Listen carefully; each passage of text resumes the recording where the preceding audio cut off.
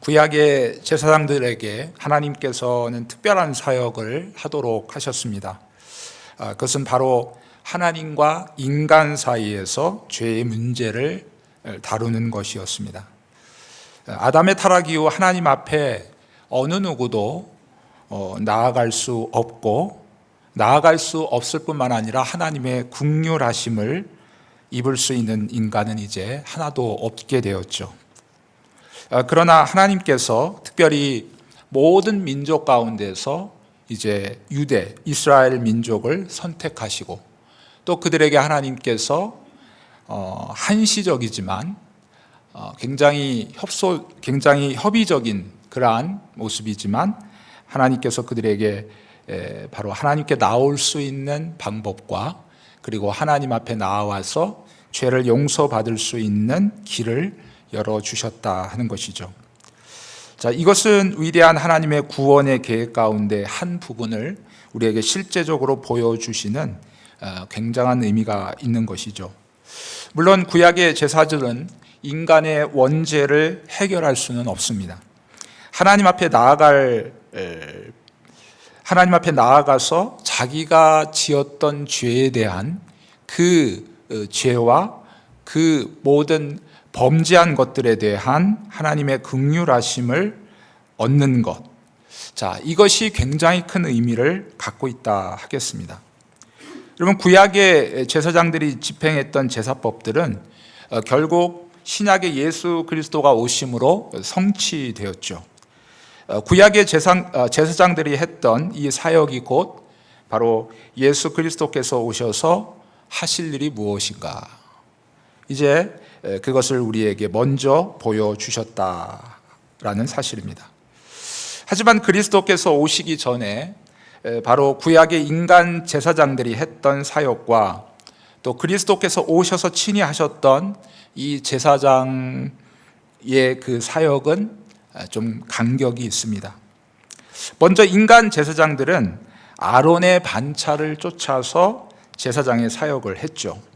하지만 예수 그리스도께서는 사람의 몸을 입으셨음에도 불구하고 아버지도 없고 또 어머니도 없는 그러한 멜기세덱의 반차를 쫓은 그러한 제사장이셨습니다. 자, 이것이 바로 히브리서 7장에서 우리에게 소개해 주는 말씀이죠. 그래서 인간 제사장들은 때가 되면 다른 제사장으로 이렇게 갈리기도 하지만 예수 그리스도께서는 오늘 본문 24절 말씀에도 우리에게 가르쳐 주고 있듯이 영원히 계시기 때문에 그 제사장 직분도 갈리지 않는다, 우리에게 그렇게 말씀하고 있습니다. 또한 인간 제사장은 죄가 있지만 바로 그리스도께서는 거룩하시고 죄가 없으신 분이시죠.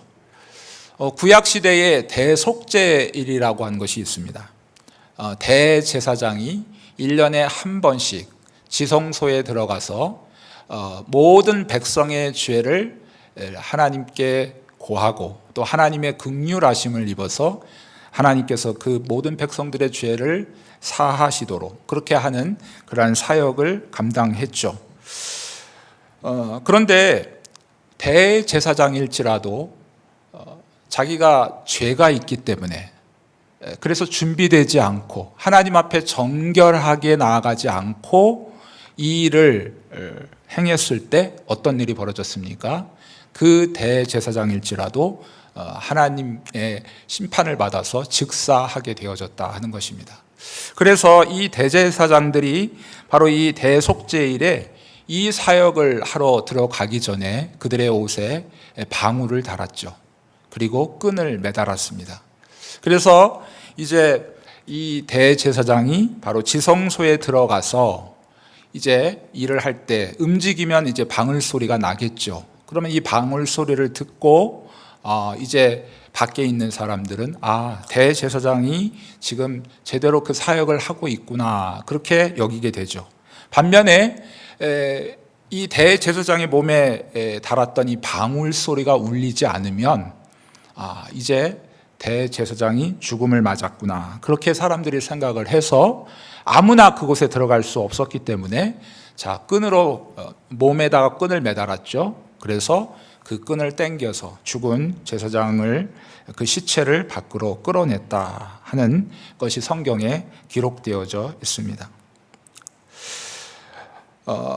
바로 이 제사장들은, 인간 제사장들은 바로 이렇게 죄가 있고 허물이 많고 연약한 자들이죠.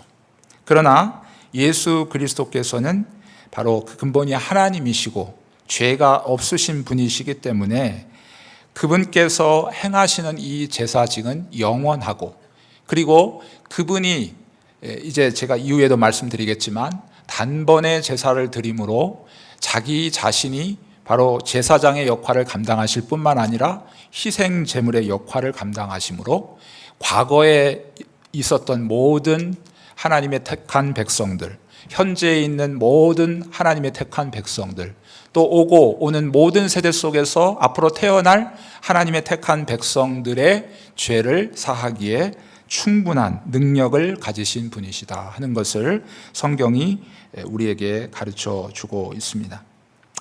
뿐만 아니라 인간 제사장은 죄를 지을 때마다 제물을 바쳐야 했죠. 자, 사람들이 제사장 앞으로 나옵니다. 왜 나올까요? 자기가 죄를 지었기 때문에 그렇죠. 그 죄를 지었을 때 그들이 가진 어떤 분량에 따라서 어떤 사람은 소로, 어떤 사람은 양으로, 그것도 안 되면 어떤 가루를 가지고 이렇게 나와서 제사장에게 바로 이 죄를 고백하고 하나님의 긍휼하심을 입게 되었습니다. 그러나 제가 조금 전에도 말씀드렸듯이 바로 제사장 대신, 참된 제사장 대신 예수께서는 단번에 자기 자신을 하나님께 제물로 드리심으로 정말 모든 하나님의 택한 백성들의 죄를 사하기에 충분하셨다 하는 사실입니다. 자, 오늘 우리가 함께 살펴볼 말씀은 소유리문답 제25문인데요. 예수 그리스도께서 제사장의 직분을 감당하시면서 어떠한 유익을 저와 여러분에게 가져다 주시는지를 가르치고 있습니다. 자, 앞에 화면에 보시고 25문 문과 그리고 답을 한 목소리로 읽어보도록 하겠습니다. 시작. 제25문, 그리스도께서는 제사장의 직무를 어떻게 행하십니까? 답. 그리스도께서는 우리를 위해 단번에 자신을 희생 제물로 드려 하나님의 공의를 만족시키고 우리를 하나님과 화목케 하시며 항상 강구하심으로 제사장의 직무를 행하십니다. 네. 자, 가톨릭에서도 우리와 같이 성찬, 떡을 떼고 포도주를 마시죠. 자, 그들이 떡을 뗄 때 어떻게 생각합니까? 바로 그 떡이 예수님의 몸으로 그 순간에 변화된다고 생각을 하죠. 자, 포도주를 마실 때 그 포도주가 그 순간에 바로 예수님의 피로 변한다고 그렇게 그들은 믿고 있어요. 자, 이것이 문제가 되는 것은 무엇입니까? 이것을 이제 화채설이라고 하는데, 이 화채설의 문제점은 바로 성찬을 뗄 때마다 예수께서 돌아가셔야 되는 거예요. 성찬을 뗄 때마다 예수께서 몸이 찢기시고 그리고 피를 흘리셔야 되는 거예요. 그럴 때 뗄 때마다 그러한 그 주님의 고난이 계속해서 반복되어짐으로 자신들의 죄가 용서받을 수 있게 된다라고 그들은 믿고 있습니다. 이것이 바로 가장 큰 문제인 것이죠. 성경은 그것을 말하지 않습니다. 우리는 그렇게 믿지 않습니다. 예수께서 역사적으로 2000년 전에 유대 땅에 오셔서 십자가의 죽으심으로 2번 드릴 것도 없이 단 한 번에 자신을 드림으로 과거와 현재와 오고 오는 모든 하나님의 택한 백성들의 모든 죄를 다 사하실 수 있는 그러한 능력을 가지고 계신 것입니다. 저와 여러분은 바로 이것을 믿고 고백하는 자들인 줄 믿습니다. 그래서 오늘 소리문답 제25문에 보게 되면 바로 첫 번째 고백되어지는 것이 바로 그리스도께서 우리를 위해 단번에 자신을 희생제물로 드리셨다. 그렇게 고백함으로 시작하고 있습니다. 자, 그리스도께서는 우리를 위해서 단번에 자신을 희생제물로 드리셨다는 것에 인간 제사장들과는 다른 모습을 보여주고 있죠. 자, 인간 제사장들은 제물을 가져오면 그것을 각을 뜨고 또 가죽을 벗기고 또 피를 흘려서 하나님께 제사를 드리죠. 그러나 인간 제사장 자신이 제물이 될 수는 없었습니다. 하지만 예수 그리스도께서는 제사장이시면서 동시에 자신이 친히 희생 제물이 되셔서 각을 뜨고 또 가죽을 벗기는 고통을 느끼시면서 피를 흘려 주셨습니다. 바로 이렇게 자신이 친히 희생 제물이 되심으로 우리에게는 어떤 유익이 있습니까? 바로 하나님의 공의를 만족시키는 그러한 놀라운 일을 하셨다 하는 것입니다. 사랑하는 성도 여러분, 인간이 에덴 동산에서 하나님의 말씀을 불순종한 이후에 하나님과 우리는 원수된, 철천지 원수된 사이였다. 성경이 그렇게 얘기합니다. 하나님의 진노가 우리 머리에 머물러 있어요. 하나님과의 약속을 인간 스스로 깨고 죄를 범한 인간에게는 그 어떤 것으로도 하나님의 진노를 막을 길이 없습니다. 어쩌면 이것이 인간에게 있어서 가장 큰 절망이었을 것입니다. 여러분, 이 세상에 어느 누가 죄로 인해서 하나님의 진노를 잠잠케 할 수 있겠습니까? 하지만 방법이 하나 있다는 사실이죠. 바로 하나님의 진노를 잠잠케 하실 수 있는 방법은 바로 하나님이신 성자 예수 그리스도 뿐이셨다 하는 사실입니다. 여러분, 창세전에 성부 하나님과 성자 예수님 사이에 이런 약속을 하셨다고 말씀하고 있습니다. 자, 바로 예수 그리스도의 거룩한 그 의를 통해서 바로 죄인인 인간에게 구원을 허락하시겠다는 것이죠. 하나님께서 아담과 하와를 창조하시고 난 이후에 하나님은 아담과 하와의 약속을 하셨죠. 자, 하나님의 말씀, 어떤 명령입니까? 바로 선악과를 따 먹지 말라라고 하는 하나님의 명령이죠. 자, 그 하나님의 명령을 지켰을 때에는 그들이 영원한 삶을 얻겠지만, 그러나 그 말씀을 어기고 선악과를 따 먹게 되면 그들은 반드시 죽게 될 것이다. 반드시 하나님과 교제가 끊어지고 영원한 지옥의 저주 가운데 있을 것이다 라고 하는 것이 바로 하나님과 인간 사이에 최초로 맺어진 언약이며 약속이었던 것이죠. 이것이 바로 신학적인 용어로 행위 언약입니다. 행위 언약은 말 그대로 우리의 행동을 통해서 영생을 얻는 거예요. 그러니까 우리가 타락하기 이전에는 하나님께서 우리에게 하나님의 말씀을 지킬 수 있는 능력도 주셨고, 또 하나님의 말씀을 내 마음을 다해서 이것을 선택하느냐 저것을 선택하느냐 할 수 있는 자유의지도 주셨기 때문에, 여러분, 인간의 입장에서는 얼마든지 맘만 먹으면 하나님의 말씀을 순종할 수 있었어요. 너무나도 쉬운 겁니다. 자, 그렇게 순종할 수 있었을 때, 순종하게 될 때 당신들은 영원한 생명을 얻게 된다. 자, 그것을 약속을 한 거예요. 근데 인간 편에서 분명히 하나님의 말씀을 지킬 수 있었음에도 불구하고 자기의 의지를 가지고 하나님께 불순종하는 부분을 선택하게 되었다 하는 것이죠. 자, 그럴 때 하나님께서 우리에게 바로 조금 전에 제가 말씀드린 은혜 언약을 우리에게 계시해 주셨다는 거예요. 하나님께서 아담과 하와를 찰떡같이 믿어가지고 저들은 절대 나를 배신하지 않을 거야. 너무나도 쉽잖아요. 자, 하나님의 말씀을 지킬 수 있는 능력도 있겠다. 자, 어떻게 하면 살 길인지, 자, 이 말씀을 순종하면 영생을 얻고 불순종하면 지옥의 형벌, 자, 그것을 미리 다 알려줬어요. 그러니까 인간의 입장에서는 너무나도 쉽죠. 누워서 떡 먹기죠. 또 그래서 하나님은 그렇게 생각하셨다고 우리가 생각할지 모릅니다. 그래서 아담과 하와는 절대로 나를 배반하지 않을 거야, 그렇게 기대에 찬 하나님의 그 마음이 계셨는데 어느 순간에 갑자기 아담과 하와가 하나님의 기대를 저버리고 결국 사단의 그 길을 택했다. 그래서 하나님이 너무 놀라셔가지고 갑자기 다른 길을 내신 것이 아닙니다. 아까 제가 말씀드렸죠? 바로 창세 전에. 창세 전은 뭐예요? 이 세상이 만들어지기 전에 이미 성부 하나님과 성자 예수 그리스도 사이에 이미 계약이 체결되어져 있는 거예요. 하나님은 전지하시기 때문에 다 알고 계시죠. 인간이 어떻게 될 것임을. 그래서 인간이 하나님의 말씀을 불순종하고 죄악 가운데 떨어질 때, 그때는 이제 더 이상 하나님의 말씀을 자신의 힘으로 지킬 능력도 없습니다. 하나님의 말씀을 자신의 능력으로 지켜서 영생을 얻을 방법은 없어요. 오직 지옥의 저주밖에는 그들을 기다리고 있는 것이 없어요.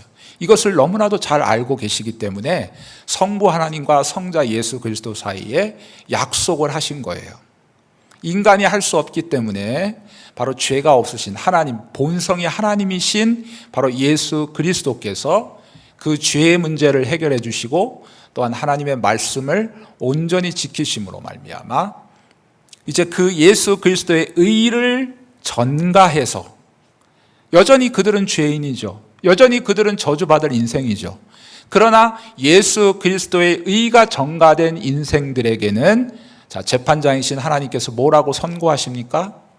너는 죄가 없다, 의인이다 라고 그렇게 얘기하시면서 그들을 구원하실 것이다. 이것이 언제 체결된 그러한 언약이라고요? 바로 창세 전에, 이미 만들어지기 전에. 바로 이 아담과 하와가 이런 하나님의 말씀을 범죄하게 되는 이 시점에서 바로 창세전에 계약하신 바로 이 하나님의 은혜의 언약이 바로 인간들에게 바로 계시되어진 것이다 하는 것이죠.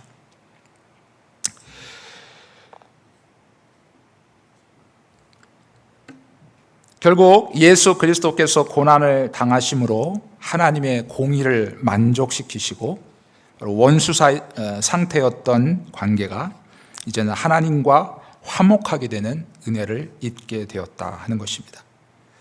하나님의 공의를 만족시킨다는 것은 죄를 용서하실 수 있는 권한을 가진 예수님의 하나님이신 본성, 즉 신성과 그리고 고난을 받으신 예수님의 인성의 사역이 있으셨기에 가능한 것입니다. 여러분, 이 세상에 죄가 없는 사람은 없죠. 그러나 혹시 전제를 합시다. 죄가 이 사람은 하나도 없다라고 할지라도 이 사람은 다른 사람을 구원할 수 없어요. 왜냐하면 그에게는 신성이 없기 때문에. 하나님의 신성을 갖고 있다라고 하는 것은 바로 하나님은 어떤 분이십니까? 죄를 사할 수 있는, 용서할 수 있는 권한을 갖고 계신 거죠. 그러니까 예수님의 신성 안에는 바로 인간의 죄를 사할 수 있는 그러한 권한을 갖고 계신 이 신성이 가지고 계시기 때문에 여러분, 바로 예수께서 이 땅 가운데 원죄도 없으셨고 또 행함 가운데 죄도 하나도 없으셔서 무죄하신 분이시지만 바로 이 신성이 없으셨다면 우리를 온전히 구원해 내실 수 없어요. 바로 예수님 안에 있는, 바로 죄를 용서할 수 있는 권한을 갖고 있는 이 신성과 함께 바로 죄 없으신 예수님의 인성이 함께 이 일을 이루어 내신 것이죠. 하나님의 공의를 만족시킨다는 것은 바로 예수님의 인성이 당하신 고난으로 우리의 죄 문제가 해결되고, 아까 제가 말씀드렸듯이 예수님의 의가 전가되어서 우리를 의롭다고 인정하신 것입니다. 뿐만 아니라 율법을 완벽하게 지킴으로 영생에 이를 수 있는 법칙을 예수께서 세상에 계실 때 이미 완전하게 이루어 주셨습니다. 여러분, 아까 제가 행위 언약 말씀드렸을 때에 행위 언약의 법칙은 뭐예요? 하나님의 말씀을 지키면 영생을 얻는 것이고 하나님의 말씀을 불순종하면 저주 가운데 떨어지는 것이죠. 이 법칙은 불변해요. 인간이 범죄했다고 해서 이 하나님이 세워놓으신 기준이 변함이 없습니다. 우리가 여전히 죄인이고 우리가 여전히 이제 죄인이기 때문에 우리의 힘으로 하나님의 말씀을 순종해서 하나님 나라에 이를 수 없다고 해서 하나님 우리를 봐주시지 않는다는 거예요. 여전히 하나님의 잣대는 뭐예요? 하나님의 말씀을 완벽하게 지켜야 영생에 이룰 수 있는 거예요. 근데 아까 제가 말씀드렸듯이 하나님의 말씀을 지킬 수 있는 능력을 잃어버렸기 때문에 이 세상 어느 누구도 여러분 그 말씀을 순종해 낼 수 있는 존재는 없습니다. 그래서 예수께서 오셔서 우리의 죄 문제뿐만 아니라 하나님의 말씀을 온전히 지켜주심으로 말미암아 우리가 온전히 하나님의 자녀로서 또한 하나님의 그 공의를 만족시키시는 그러한 놀라운 일을 하셨다 하는 것입니다. 자, 오늘 본문 25절 말씀을 함께 읽어보도록 하겠습니다. 자, 25절, 7장 25절 말씀입니다. 시작. 그러므로 자기를 힘입어 하나님께 나아가는 자들을 온전히 구원하실 수 있으니 이는 그가 항상 살아 계셔서 그들을 위하여 간구하심이라. 아멘. 자, 이러한 제가 이제까지 말씀드렸던 예수께서 이 땅에 오셔서 놀라운 일을, 제사장적인 일을 행하신 이 일들로 말미암아 저와 여러분은 이제 예수님을 힘입어서 담대히 하나님께 나아갈 수 있게 되었습니다. 예수께서 오시기 전에는 하나님 앞에 나아갈 수도 없고 하나님 앞에 긍휼을 얻을 수 있는 존재는 아무도 없었어요. 이것이 우리에게 가장 큰 절망이었다고 말씀드렸습니다. 그러나 예수께서 오셔서 바로 하나님의 공의를 만족시킴으로 하나님과 우리는 화목하게 되어져서 이제는 그분 앞에 담대히 나아갈 수 있는 하나님의 자녀로서 당당하게 그분 앞에 나아가서 뭘 합니까? 이제 하나님의 자녀에게 필요한 모든 것들을 그분 앞에 구하게 되죠. 그러게 될 때 그리스도께서 우리의 간구함을 받으시고 그 간구를 또 성부 하나님께 올려드린다 하는 사실입니다. 자, 한때 우리 교회 안에서 중보 기도라는 말을 많이 사용했습니다. 저도 청년 때 중보 기도라는 말 많이 사용했고 또 청년부 어떤 조직 이름이 중보 기도부 이런 부서도 있었죠. 여러분, 나중에 우리가 성경을 더 연구하고 정말 이 성경이 우리에게 의미하는 바를 더 깊이 알게 될 때 중보라는 말이 얼마나 우리가 잘못 사용되어졌는가 하는 것을 우리가 알게 되죠. 그래서 우리 교단에서도 더 이상 중보 기도라는 말은 사용하지 않는다, 그렇게 표현을 합니다. 다른 사람들을 위해서 기도하는 것을 중보 기도라 하지 않고 도고 기도라 그렇게 다시 바꾸었죠.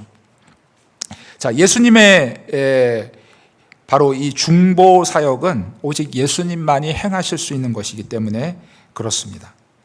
자, 이 예수님의 이 중보의 사역은 바로 그가 몸을 입지 않으셨을 때부터 시작이 되어졌습니다. 자, 스가랴서에 보게 되면 이 백성들, 하나님의 백성들을 위해서 바로 주님께서 간구하시는 것을 볼 수 있습니다. 또한 다니엘서 9장에 보게 되면 다니엘이 옥에 갇혀서 이제 그때 하나님의 말씀, 특별히 예레미야서를 통해서 주어진 그 하나님의 말씀을 읽는 중에 또한 70년 만에 바로 이 백성이 이 포로된 상황 가운데서 다시 고향으로 돌아갈 것을 깨닫게 되죠. 자, 그러면서 다니엘이 그 앞에 하나님 앞에 기도하죠. 마치 그것이 자기의 죄인 것처럼 하나님 앞에 가슴을 치고 처절하게 회개하며 하나님의 긍휼하심을 구합니다. 그때 다니엘이 주의 이름으로 그렇게 하나님 앞에 기도하는 것을 보게 됩니다. 또한 히브리서 5장 7절 말씀을 우리가 함께 읽어보도록 하겠습니다.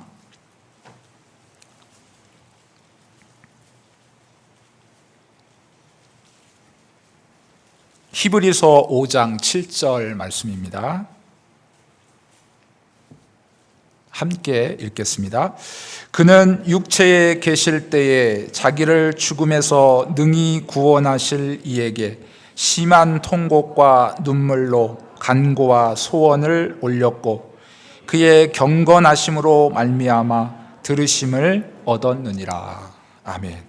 자, 여기 본문에서 예수께서 육체에 계실 때에 하나님께 기도하셨죠. 심한 통곡과 눈물로 간구와 소원을 올렸다. 이렇게 기록하고 있는데 바로 누구를 위해서 기도하셨겠습니까? 요한복음 17장에 보게 되면 더 자세히 우리가 알 수 있는데 하나님께서 예수님에게 허락하신 자들, 예수님에게 주신 자들, 그들을 바로 그들은 누구입니까? 즉 창세전에 택함을 받은 자들이죠. 바로 그들을 위해서 예수님은 지금 이렇게 간절하게 기도하고 계시다 하는 것을 알 수 있습니다. 예수님은 이 땅에 육체를 입으셔서 이 땅에 33년간의 사역을 하실 때에도 하나님의 택한 하나님의 자녀들과 그리고 그 교회를 위해서 끊임없이 중보의 사역을 감당하셨다 하는 것을 우리가 성경을 통해서 알 수 있습니다.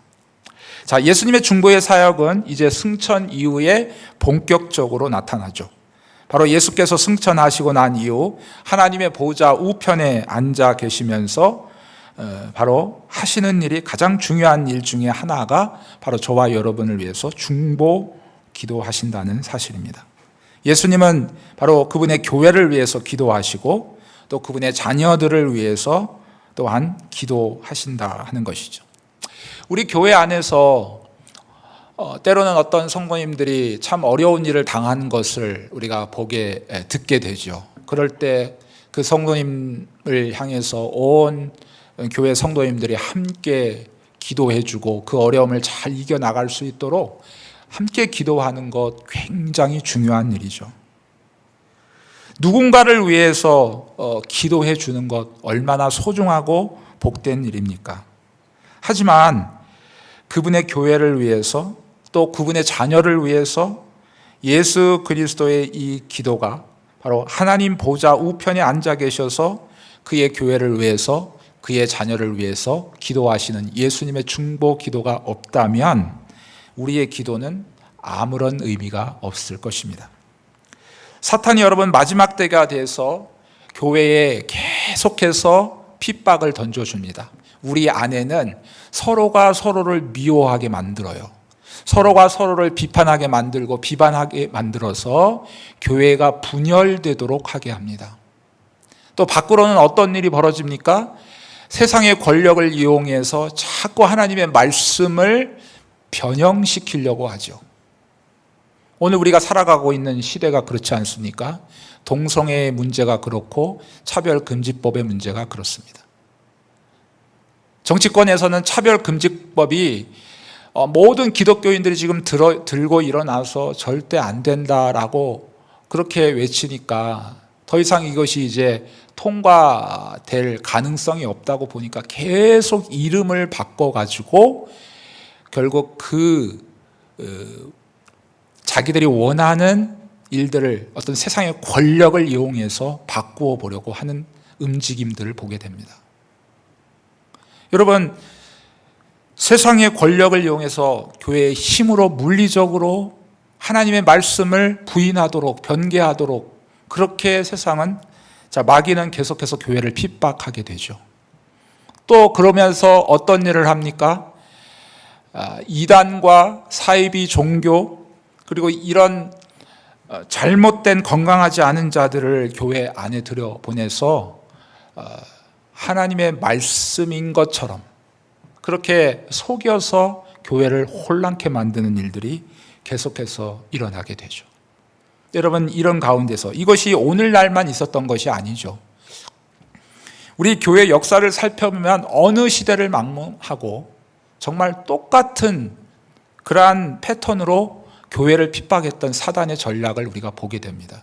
그럴 때마다 교회는 실패하지 않았습니다. 왜 그랬을까요?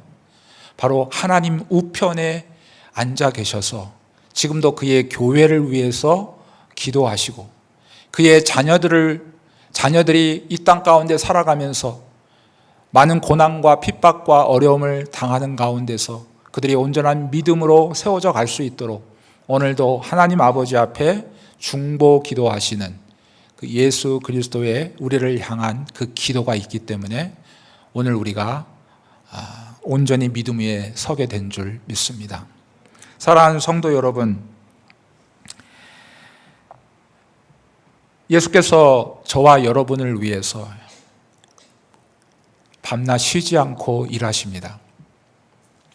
여러분, 십자가의 사역은 예수님에게서 가장 중요하고 또한 저희들에게 있어서도 엄청난 은혜이죠.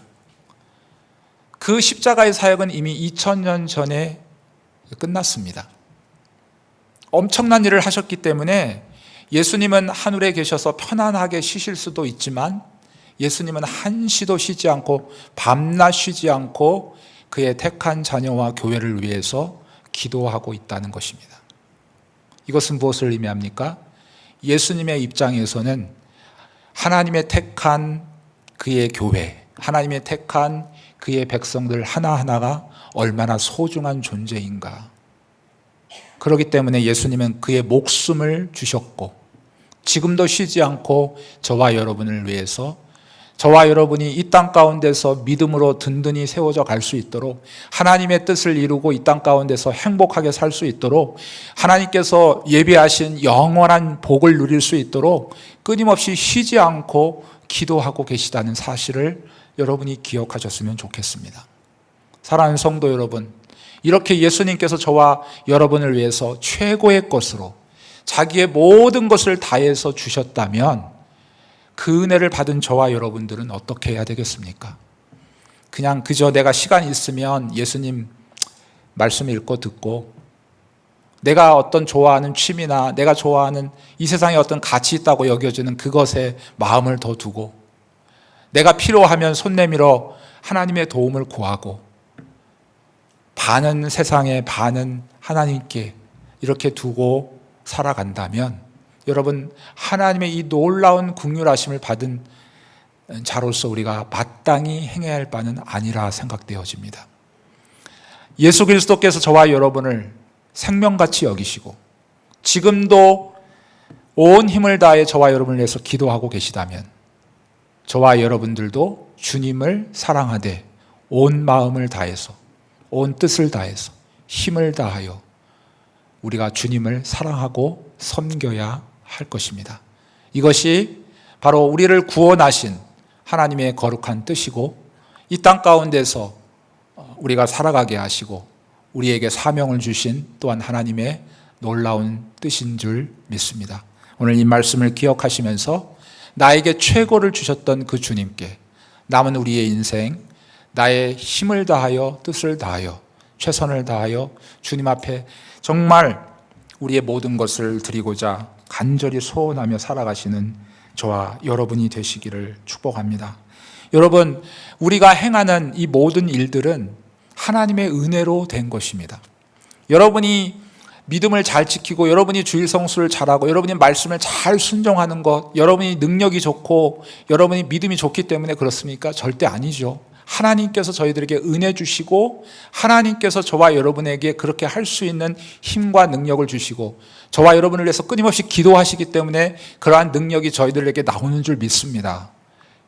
모든 것이 하나님께로부터 나와요. 그런데 여러분, 우리가 그 하나님께로부터 받은 것을 가지고 우리 나름대로 최선을 다해서 하나님을 섬긴다고 했을 때 여러분, 하나님께서 보실 때 어떻겠습니까? 하나님의 은혜는 이렇게 큰데 우리가 정말 평생 그 은혜를 갚는다 하여도 갚을 수 없는 거죠.